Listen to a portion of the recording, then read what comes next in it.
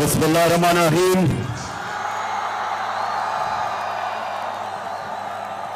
इय्याका नअबुदु व इय्याका नस्तईन। भावलपुर माशाअल्लाह।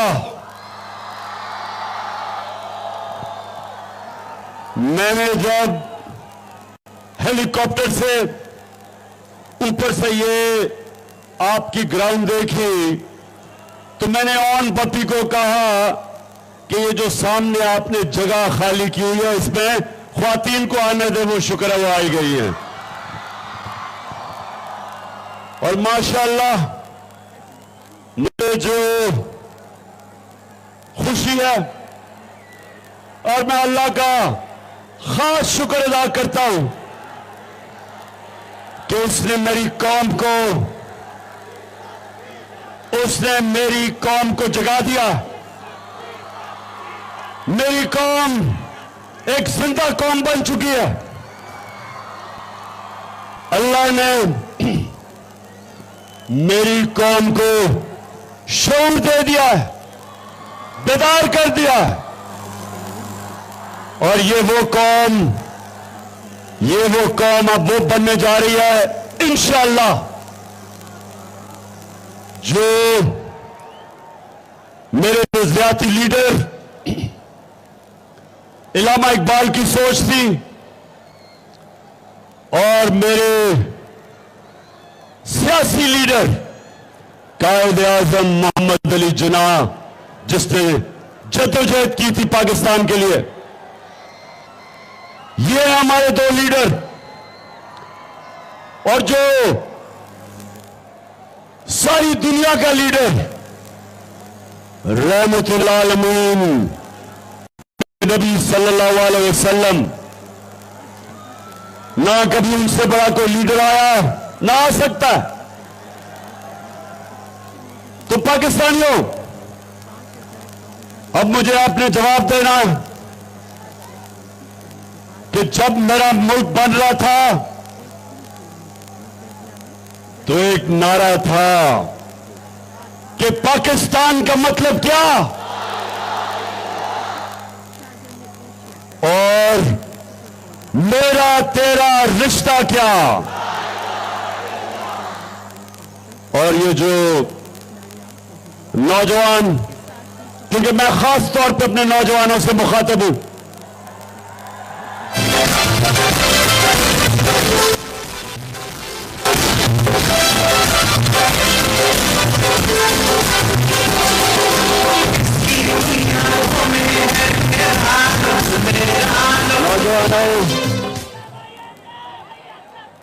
आगे एक मिनट, आगे आपने शोर नहीं करना। और आपको ये अगला स्टेज आपने जो बना दिया है, आपने अब डिसिप्लिन बन के रहना। डिसिप्लिन। अच्छा जी, ला इलाहा इल्लल्लाह,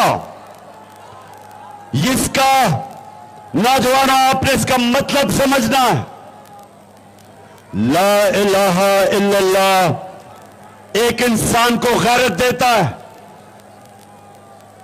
जो इंसान जिसके दिल में ला इलाहा इल्लल्लाह आ जाता है वो कभी किसी के सामने नहीं झुकता, कभी किसी के सामने हाथ नहीं फैलाता, क्योंकि उसकी उम्मीद अल्लाह से है कि अल्लाह तेरी इबादत करता हूं, तेरे से मदद मांगता हूं। वो इंसान को, एक छोटे इंसान को एक बड़ा इंसान बना देता है। वो एक कौम, मेरे पाकिस्तानियों, मदीना में जो मेरे नबी सल्लल्लाहु अलैहि वसल्लम ने जो एक कौम बनाई थी वो ला इलाहा इल्लल्लाह पे बनी थी। और उसने उन लोगों को जिनकी कोई हैसियत ही नहीं थी, उस ला इलाहा इल्लल्लाह ने उनको दुनिया की इमामत करवाई। तो वक्त की सुपर पावर्स उनके सामने घुटने टेक गई। कई सौ साल तक उन्होंने दुनिया की इमामत की ला इलाहा इल्लल्लाह पे। ला इलाहा इल्लल्लाह का मतलब कि मैं अल्लाह कोई ऐसी चीज नहीं करूंगा जिससे जिससे मेरा ज़मीर, मैं अपने ज़मीर को बेचूं। कोई ऐसी चीज नहीं करूंगा। जो ला इलाहा इल्लल्लाह समझ जाता है बावलपुर, वो कभी लोटा नहीं बन सकता।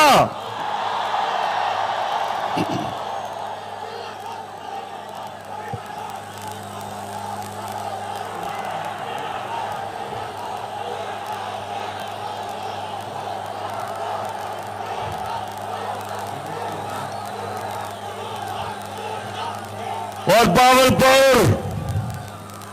बावलपुर यहां तो एक बहुत बड़ा मूंछों वाला लोटा है।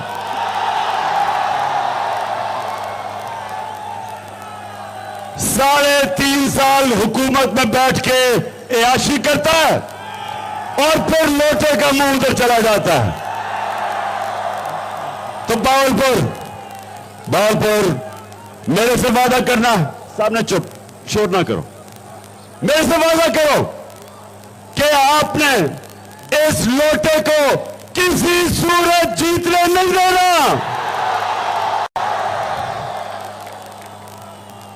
इंशाअल्लाह जो मेरी जागी हुई कौम मुझे नजर आ रही है, लोटों के दिन खत्म हो गए, जमीन फरोशों के दिन पुराने पाकिस्तान में रह गए। हमारा पाकिस्तान वो बनने जा रहा है जो मेरे सियासी लीडर कायद-ए-आज़म मोहम्मद अली जिन्ना एक गुलाम हिंदुस्तान में एक आजाद लीडर कायद-ए-आज़म, उसके मुखालिफिन भी उसे कहते थे कि सादिक और अमीन है, सच्चा इंसान है। और वो जो हमारा लीडर था, उसने तब कहा, आज से कई साल पहले नरेंद्र मोदी के हिंदुस्तान में प्राइम मिनिस्टर बनने से पहले, उसने तब कह दिया था कि मुसलमानों देख के रहो कि कहीं अंग्रेज की गुलामी के बाद आप हिंदू की गुलामी ना करें, इसलिए पाकिस्तान बनना जरूरी है। और आज हिंदुस्तान के अंदर मुसलमानों का हाल देखो, किस तरह की वो बेचारे गुलामी कर रहे हैं। मेरे कायद ने पहले ही मुसलमानों को बता दिया था कि इसलिए पाकिस्तान जरूरी है कि सिर्फ एक आजाद कौम, एक आजाद इंसान, एक आजाद कौम, उसी की परवाज ऊपर होती है। और ला इलाहा इल्लल्लाह वही कौम जो आजाद होती है, क्योंकि वो जंजीरें तोड़ देते हैं आप जब आप अल्लाह से दावा करते हैं कि मौला तेरे अलावा किसी के सामने मैं नहीं झुकूंगा। तो मुझे जरा मेरे बावलपुर के बाशऊर, बेदार, बाशऊर, गैरतमंद पाकिस्तानियों, आपने मेरे से वादा करना कि ये जो अब पाकिस्तान बनने जा रहा है, आपने मेरे से वादा करना है कि आपने कभी सिवाय अल्लाह के किसी के सामने नहीं झुकना। कितने पैसे? आपने कभी इस तरह के लीडर के साथ नहीं जाना जो ये कहे, दिखाओ जरा,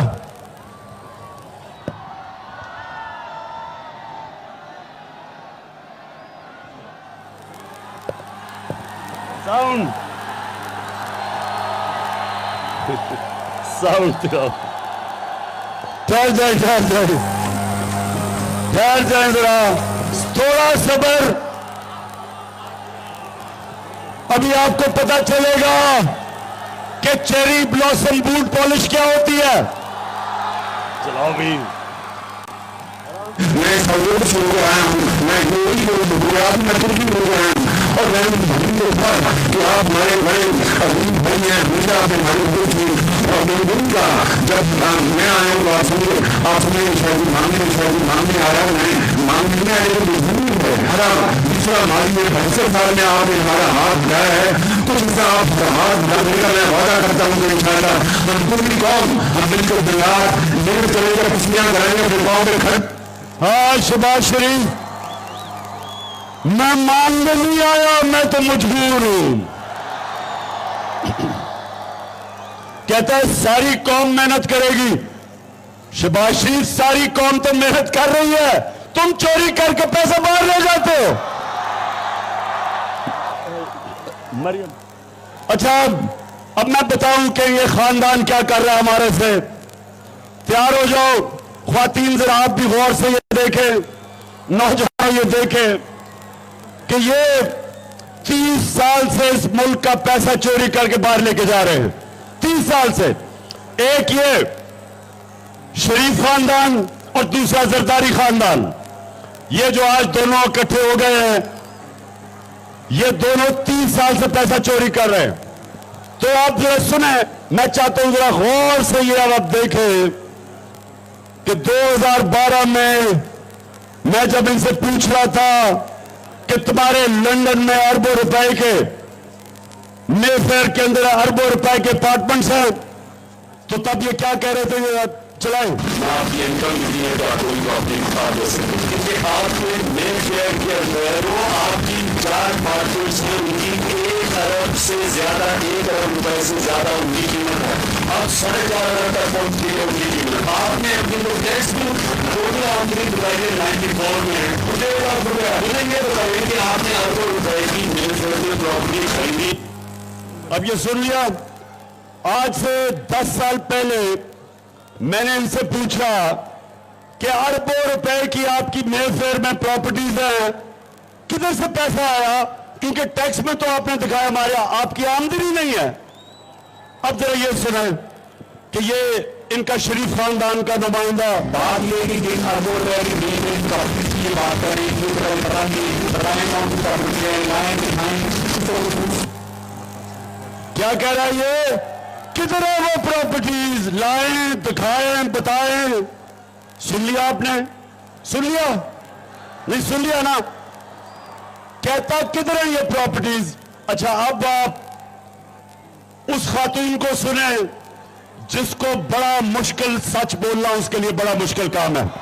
कि इस तरह मुझे लगा कि आप लोगों को बेवकूफ नहीं बना सकते। मेरी सेक्टर मैडम ने प्रॉपर्टी से रूल की बातें नहीं, पाकिस्तान में भी कोई प्रॉपर्टी नहीं है, मैं अपने वालिद के पास है।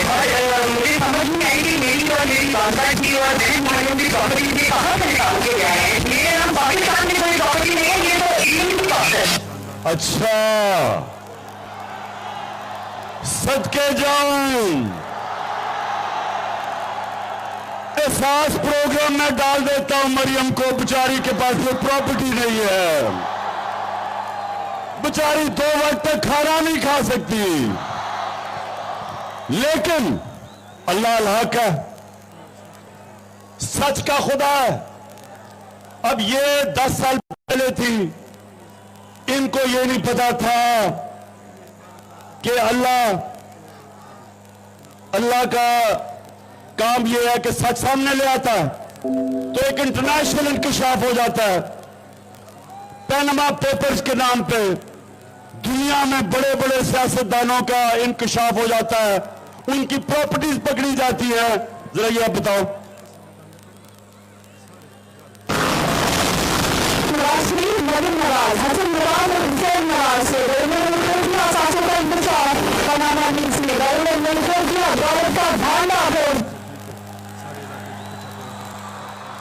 सुन लिया? अच्छा अब जब ये इंकशाफ हो जाता है तो मरियम के माशाल्लाह सेहतमंद भाई क्या कहते हैं, जरा सुने। मैं इस बात को तस्लीम करता हूँ कि अल्हम्दुलिल्लाह बाद में जो लोग आदमी हैं वो अल्हम्दुलिल्लाह हमारी, मैं इस बात को तस्लीम करता हूँ कि उनको ऑफशोर कंपनीज नेस्का लिमिटेड और यूनिसेफ लिमिटेड हैं, उनको ओन कर रही है। और मैं आपको ये भी अर्ज करता हूँ उनको ओन करने के साथ नई माशरे मुश्किल है, ठीक है। अच्छा जी, सुन लिया कि ये चुप कर, सुन लिया आपने, सुन लिया कि अल्हम्दुलिल्लाह प्रॉपर्टीज हमारी हैं। जो पहले कह रहे थे हमारी नहीं है। मरियम बेचारी तो कह रही मैं तो पाकिस्तान छोड़ा, दुनिया में मेरे पास कुछ नहीं है। अब पता चला कि अरबों रुपए के, करोड़ों नहीं, अरबों रुपए के लंदन के सबसे महंगे इलाके में 4 बड़े बड़े महलात वो जनाब मरियम नवाज के थे। अब मरियम के पास तो पैसा नहीं है, मरियम के पास तो पैसा नहीं, उसकी तो कोई आमदनी नहीं।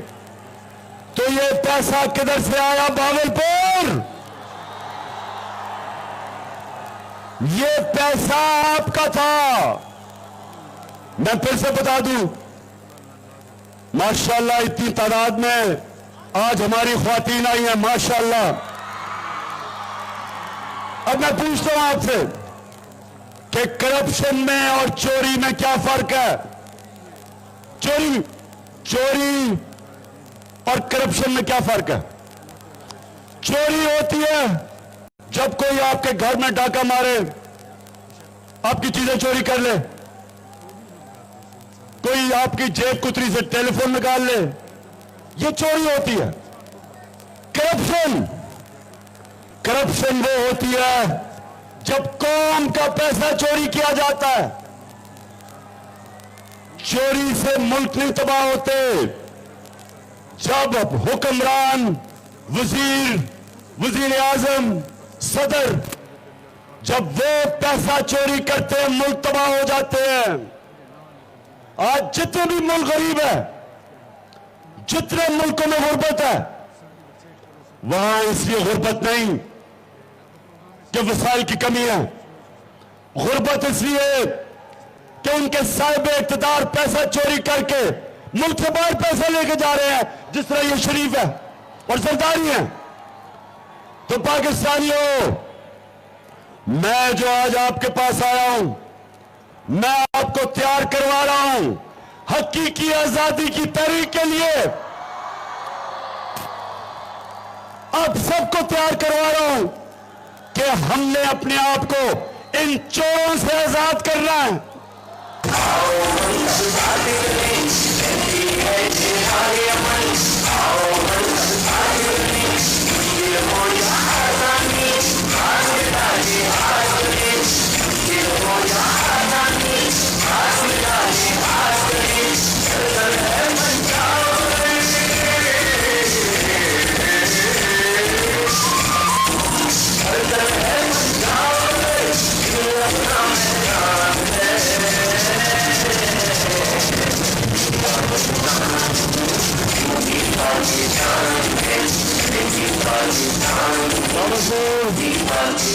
भावलपुर दो तरह एक मुल्क में तब्दीली आती है। एक और तब्दीली का मतलब यह कि साहिब इख्तिदार, रूलिंग एलीट जो मुल्क के ऊपर कब्जा करके बैठी होती है, उसको हटाते दो तरह हैं। या इमाम खुमैनी जैसा खूनी इनकलाब आता है, और या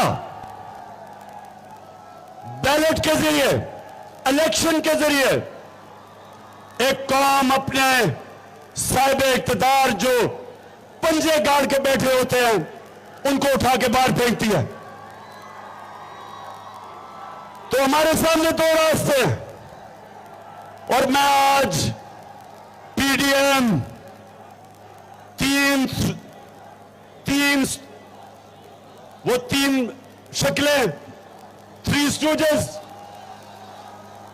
सबसे खौफनाक शक्ल और मुल्क की बड़ी बीमारी आसिफ जरदारी, एक ये।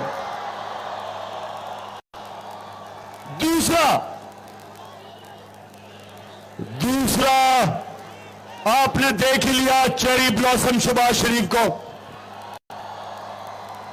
जूते देखते पॉलिश शुरू कर देता है। और जिस तरह मैंने कहा, बूट देखते तो खास पॉलिश शुरू कर देता है। और बड़े बूटों की खास ऐसी चमकदार पॉलिश करता है कि शक्ल नजर आती है इसको उम्र में। और तीसरा बताओ,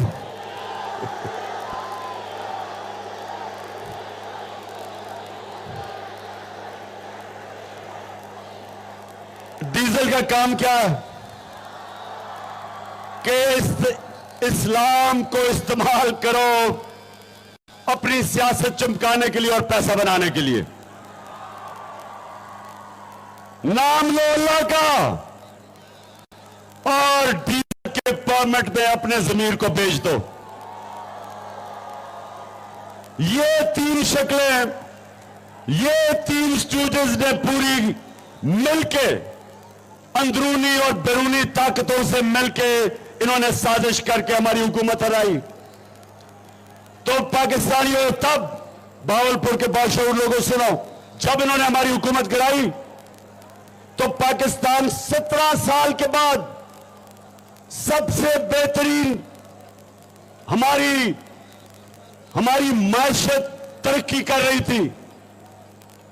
5.6% तीसरे साल और 6% चौथे साल।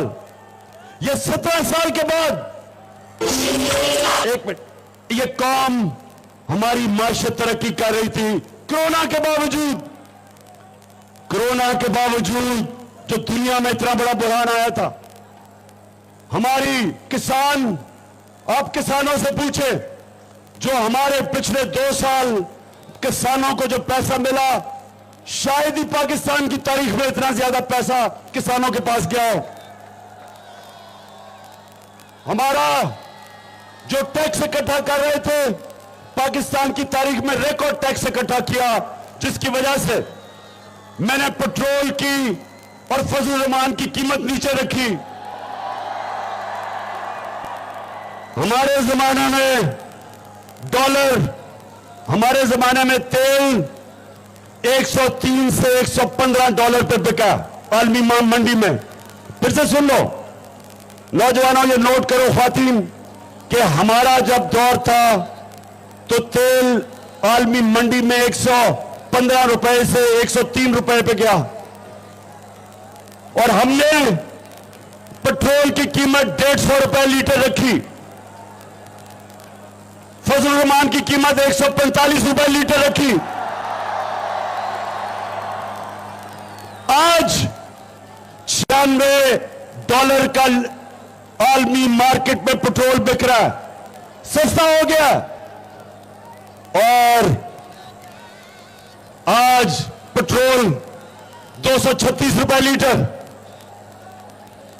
डीजल उससे भी महंगा। तो सवाल यह है कि जब हमने अपने लोगों को महंगाई से बचाया, क्योंकि हमने टैक्स ज्यादा इकट्ठा किया, हमने उससे लोगों के ऊपर कम बोझ डाला, महंगाई कम रखी। इन्होंने बार बार कहा कि जी बहुत महंगाई बढ़ गई।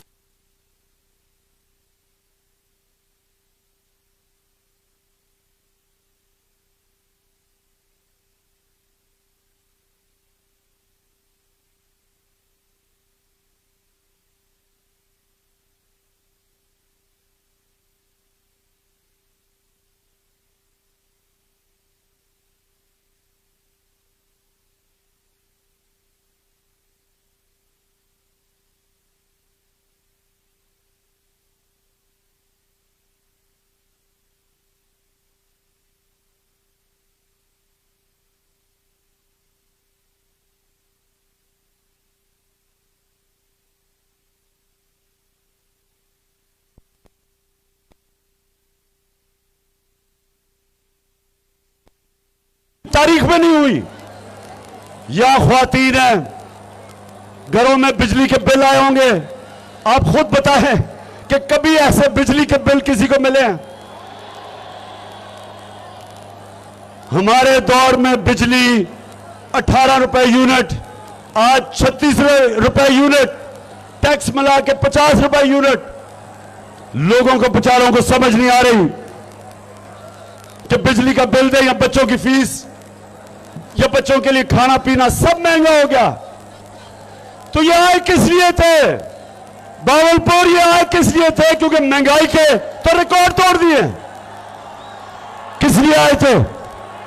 एनआरओ लेने के लिए, अपनी चोरी माफ करवाने के लिए। जो इन्होंने करप्शन की थी, ये वो केसेस खत्म करने के लिए आए थे। ये अवाम की खिदमत करने नहीं आए थे। ये डाकू अपने केसेस, जो अवाम का पैसा चोरी किया था, वो माफ करवाने आए थे। 1100 अरब रुपए के इन्होंने पार्लियामेंट में अमेंडमेंट करवा के नैब के कानून में 1100 अरब रुपया माफ करवाया है। बावलपुर, ये आपका, इस कौम का पैसा जो आपको मिलना था, जो आपका चोरी का पैसा था, इन्होंने आके चोरों ने माफ करवाया। तो बावलपुर अब आगे किधर जा रहा है पाकिस्तान? सुना जरा गौर से। अब ना इंडस्ट्री बंद हो रही है, बेरोजगारी बढ़ रही है, टैक्स कलेक्शन कम हो रही है, एक्सपोर्ट्स कम हो रही हैं। जो बाहर से पाकिस्तानी रेमिटेंसेस भेजते थे वो कम हो रहे हैं। मुल्क की जो माइशत है वो सिकुड़ रही है, कर्जे बढ़ रहे हैं। ये पाकिस्तान को अंधेरे की तरफ लेके जा रहे हैं। अब इसका सिर्फ एक तरीका है, मेरे पाकिस्तानी तैयार है, हो जाओ। इसका सिर्फ एक तरीका है कि पाकिस्तान में साफ और शफाफ इलेक्शन करवाए जाए।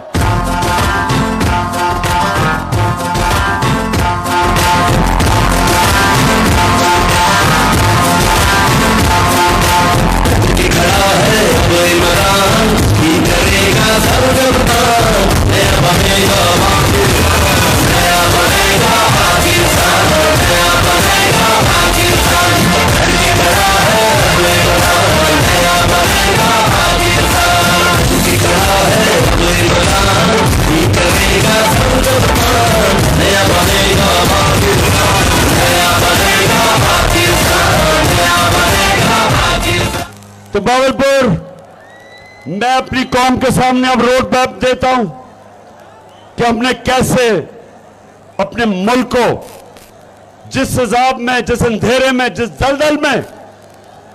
दलदल में हमें ये लेके जा रहे हैं, ये चोरों का टोला, हमने कैसे निकालना है। सबसे पहले, जिस तरह मैंने कहा, साफ और शफाफ इलेक्शन। 5 साल के लिए अगर हुकूमत आएगी, उससे सियासी इस्तेकाम होगा, पॉलिटिकल स्टेबिलिटी होगी। पॉलिटिकल स्टेबिलिटी के बगैर माशी इस्तेकाम नहीं आ सकता, इकोनॉमिक स्टेबिलिटी नहीं आ सकती, हमारी माशत नहीं ठीक हो सकती। ये जब तक रहेंगे वो और तेजी से नीचे जाएगी, क्योंकि ना कोई बाहर से सरमायाकारी करने के लिए तैयार है, ना अंदर से इस वक्त हमारे सनतकार सरमाया करने के लिए तैयार है, क्योंकि किसी को पता ही नहीं मुल्क किधर जा रहा है। तो सबसे पहले जल्दी से जल्दी इलेक्शन करवाया जाए, ताकि मुल्क में इस्तेकाम आए, स्टेबिलिटी आए। और उसके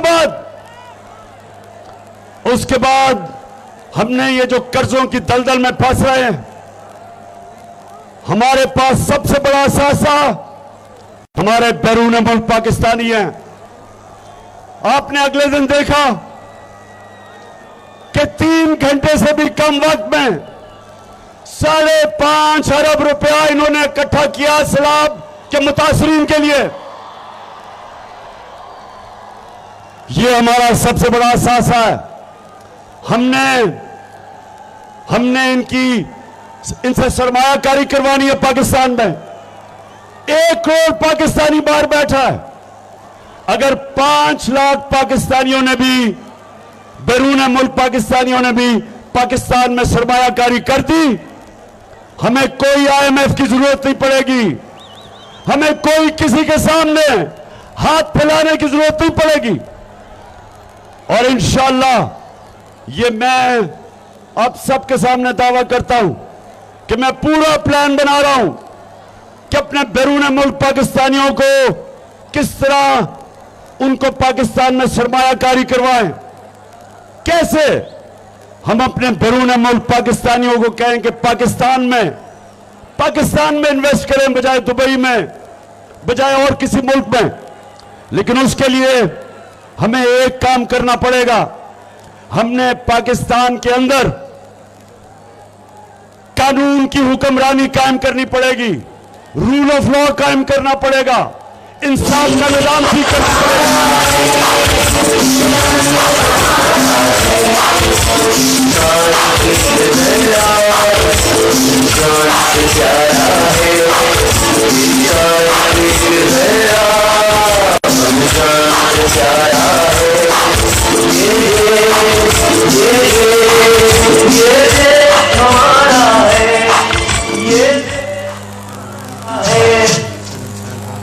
तो मैंने भावलपुर, मैं ये बैरून मुल्क पाकिस्तानियों को सबसे ज्यादा जानता हूं।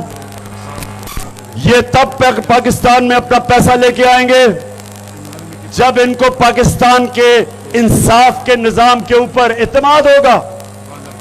तो हमारी जंग सबसे पहले इस मुल्क को इस दलदल से निकालने के लिए हमें इस मुल्क में इंसाफ कायम करना पड़ेगा। और इंसाफ तब कायम होगा जब ये बड़े बड़े डाकुओं को कानून के नीचे लेके आएंगे,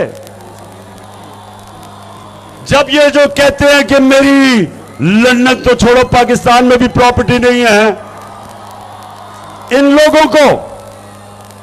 लोगों ने जो पैसा लूटा है मुल्क से, जब तक इनका एहतसाब नहीं होगा, जब तक ताकतवर के लिए एक कानून, ताकतवर डाके मारे तो एनआरओ, और छोटा चोर जब तक जेल में जाएगा और बड़े डाकू को हमारा इंसाफ का निजाम नहीं पकड़ेगा या कानून की हुक्मरानी नहीं होगी, बल्कि ताकत की हुक्मरानी होगी।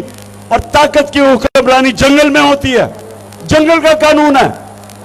कोई माशरा तरक्की नहीं कर सकता जब तक उधर रूल ऑफ लॉ नहीं होता, जिधर इंसाफ नहीं होता। उठा के देखें दुनिया के मुल्क, जिस मुल्क में इंसाफ का निजाम बेहतर है वहां खुशहाली ज्यादा है। स्विट्जरलैंड एक छोटा सा मुल्क है।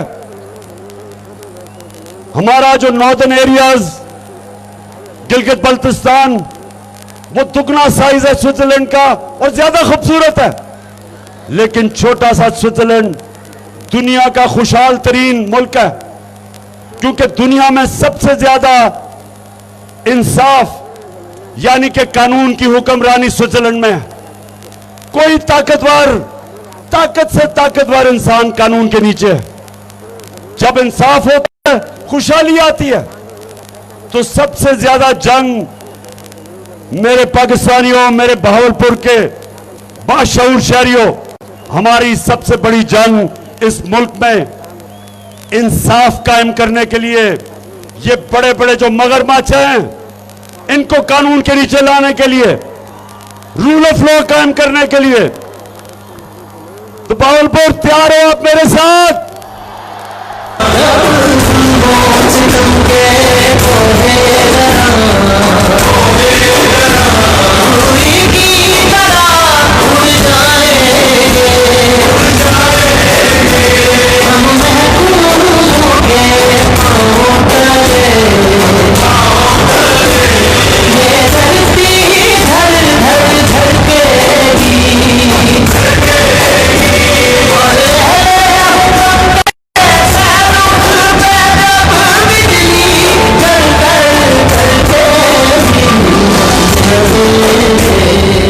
जो पाकिस्तान हम चाहते हैं, किसी थाने के अंदर किसी गरीब आदमी पे जुल्म नहीं होगा। कोई शहबाज गिल जैसे लोगों को और जमील फारूकी जैसे सहाफियों पे किसी किस्म का जुल्म नहीं होगा, जो पाकिस्तान हम देखना चाहते हैं। और कोई ताकतवर एनआरओ नहीं ले सकेगा। कानून सबके लिए एक होगा और हम वो पाकिस्तान चाहते हैं कि कोई इदारा कानून नहीं तोड़ सकेगा। सारे इदारे जो आइन के अंदर, जो दायरे के अंदर रह के काम करेंगे, सारे इदारे कानून की हुक्मरानी मानेंगे। ये जो गलत आदतें पड़ी हुई हैं इस मुल्क में, ताकतवर जो मर्जी चाहे कर दे, कत्ल करे, चोरी करे, रिश्वत ले, जो मर्जी करे, हमारा इंसाफ का निजाम नहीं उनको पकड़ सकता। सिर्फ गरीब लोग जेल में। मैंने जब जनरल मुशर्रफ के दौर में थोड़े दिन जेल में गुजारे तो मेरे पाकिस्तानियों वहां सिर्फ गरीब चोर थे, सिर्फ गरीब लोग थे।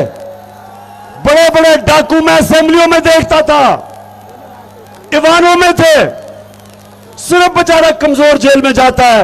और ये इसके ऊपर ऐसे निजाम के लिए हजरत अली रज़ियल्लाहु ताला ने कहा था कि कुफर का निजाम चल जाएगा लेकिन जुल्म और नाइंसाफी का निजाम कभी नहीं चल सकता।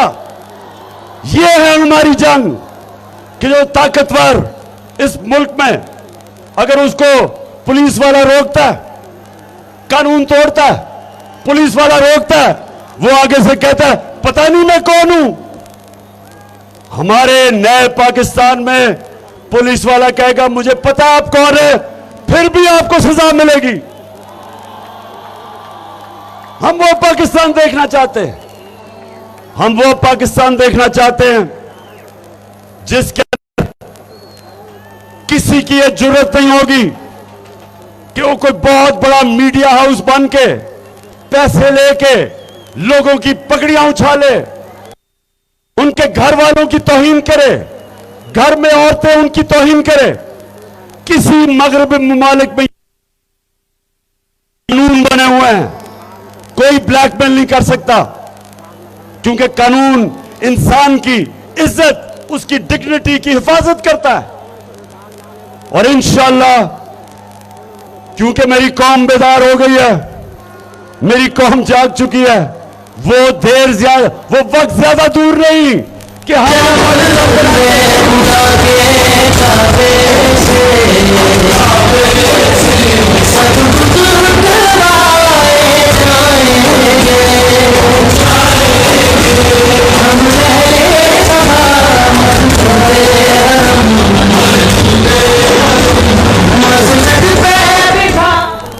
मैं आज इस हुकूमत को एक वार्निंग देना चाहता हूं, खबरदार करना चाहता हूं। ये जितने भी चेरी ब्लॉसम आपके वजीर, जो भी आपकी हुकूमत के पीछे हैं, कान खोल कर मेरी आज बात सुन लो। मैंने 4 महीने बड़ा बर्दाश्त किया। हर किस्म का हमारे ऊपर जुल्म किया गया, मीडिया का ब्लैकआउट किया कि जी इमरान खान को ना दिखाओ, जो सहाफी दिखाता था उसके ऊपर जुल्म, उसके ऊपर केसेस। ARY जो दिखाती थी उसको बंद कर दिया। और इस्लामाबाद हाई कोर्ट आपको सलाम करते हैं कि आपने ARY को खोल दिया। तो मैं हमारे लोगों को 25 में जो इन्होंने तशद्दुद किया, जिस तरह इन्होंने लोगों के चादर और चार दीवारी उसको पैमाल करते हुए घरों में जाके घुसकर रात के 2 बजे, घर की ख्वातीन थी, शर्म नहीं आई इनको, हरासा करने के लिए, खौफ फैलाने के लिए, डराने के लिए। और जिस तरह इन्होंने हमारी ख्वातीन को और फैमिलीज को लिबर्टी चौक लाहौर में और इस्लामाबाद में शेलिंग की, औरतें बच्चे थे उनको शेलिंग की, खौफ फैलाने के लिए। और मैं चाहता तो उस दिन मैं धरना देता और मुझे पता था इंतशार होना है। मैंने सिर्फ अपने मुल्क को इंतशार से बचाने के लिए फैसला किया कि मैं नहीं धरना खत्म करता हूं, क्योंकि मेरा मुल्क मुश्किल में है। ये चोरों ने हमारी माशरत को तबाह कर दिया, मैं और नुकसान नहीं पहुंचाना चाहता था। उसके बाद इन्होंने केसेस किए, जब 17 जुलाई को इनको बुरी तरह पंजाब के बाय इलेक्शन में फेंटा पड़ा और हमजा कुकड़ी फारे हुआ,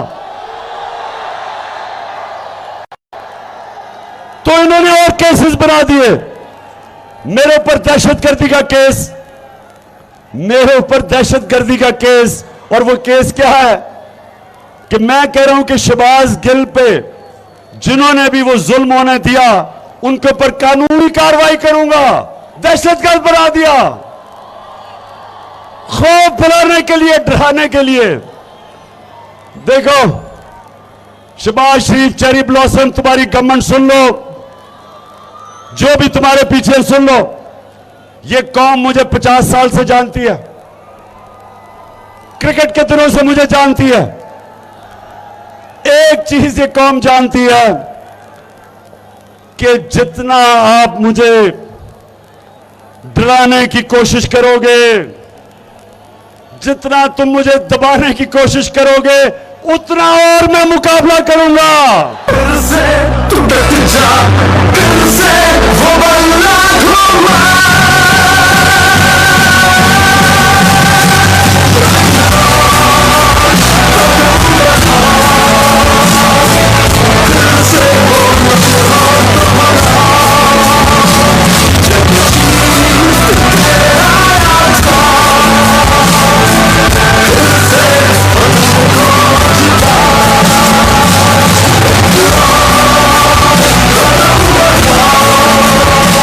आज पाकिस्तानी कौम मेरे साथ खड़ी है।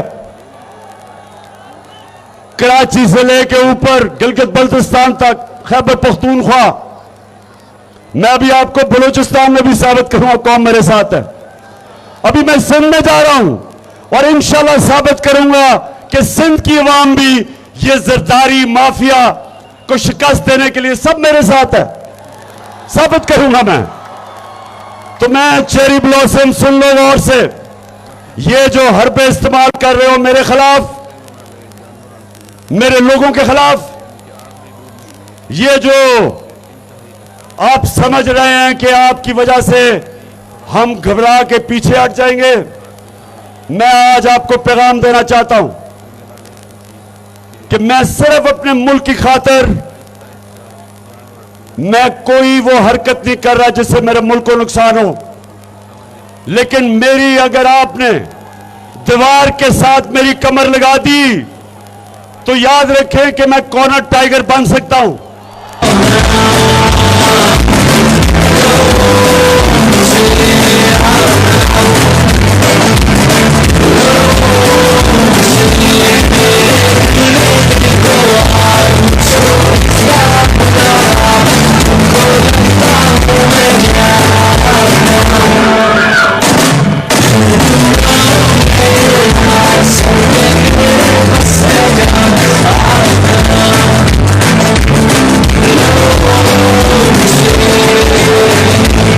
सुन लो, एक कॉल दूंगा, एक कॉल, और इस्लामाबाद में तुम्हें छुपने की जगह नहीं मिलेगी। और मैं करीब पहुंचता जा रहा हूं उस कॉल के लिए। तो मैं आज आपको बड़ा अपने मुल्क का सोचते हुए मैं आज आपको पैगाम देना चाहता हूं कि अभी भी वक्त है, साफ और शफाफ इलेक्शन करवाओ, अपने आप को भी बचाओ और मेरे मुल्क को भी बचाओ। मैं आज राजनपुर डिस्ट्रिक्ट में फिरा, मैंने जितना भी अल्लाह की तरफ से इम्तिहान में हमारे लोग सारा राजनपुर और डीजी खान के इलाके में मुश्किल वक्त में बेचारे हमारे सैलाब के मुतासरीन हैं। तो मैं आज अपनी सारी कौम को कहता हूं कि ये हमारा फर्ज है, ये अल्लाह का हुक्म है कि जब हमारे इंसान मुश्किल में हो तो हम सब पे फर्ज हो जाता है हम उनकी मदद करें। इंशाअल्लाह मैं अपने लोगों के लिए, मुतासरीन के लिए, सारे पाकिस्तान में, बलूचिस्तान, सिंध, पंजाब, पख्तूनख्वा, गिलगित बल्तिस्तान और आजाद कश्मीर, इंशाअल्लाह इन सब के लिए मैं पैसे इकट्ठे करूंगा। बैरून मुल्क पाकिस्तानी वो मुझे बार बार कह रहे हैं कि पिछली टेलीथॉन में टाइम कम था, पैसे देना चाहते थे। इंशाअल्लाह उनके लिए मैं अगले इतवार को एक और टेलीथॉन करूंगा। और ये सारा पैसा और जितने मेरे टाइगर फोर्स है, नौजवानों आपने मेरी टाइगर फोर्स ज्वाइन कर जानी है, क्योंकि हमने लोग उन इलाकों में अपनी गवर्नमेंट के साथ मिलकर लोगों को भेजना है जिधर अभी भी लोग बड़ी मुश्किल में हैं। मैंने वो देखा, लोग, बच्चों, वो मच्छर, सारा चारों तरफ पानी है, मच्छर हैं, बच्चों को उस मुश्किल में है, बेचारे, मुश्किल वक्त है। तो हमारे ऊपर, सबके ऊपर है। और इंशाअल्लाह मैं अपनी कौम को भी मोबिलाइज करूंगा, पैसे भी इकट्ठे करूंगा और पूरी कोशिश करूंगा कि हम अपने जो बेचारे पाकिस्तानी आज मुश्किल में हैं उनकी जिंदगी आसान करें। और उसके लिए भी बावलपुर, आप मेरे साथ खड़े हो। वैसे बावलपुर आज मेरा बड़ा दिल खुश हुआ आपका जोश और जज्बा देख के।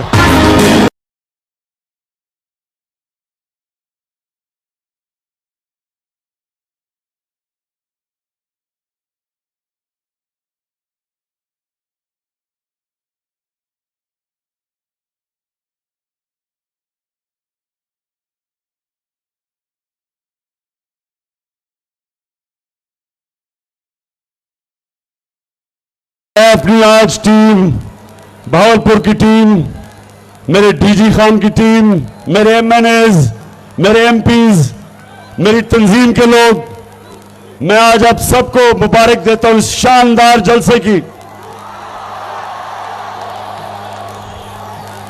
और आपके लिए भी मैं आज जाते हुए आप पे भी फर्ज कर रहा हूं, भावलपुर आपके लिए भी फर्ज कर रहा हूं कि आपने लोटे को पूरी तरह शिकस्त देनी है पाकिस्तान से।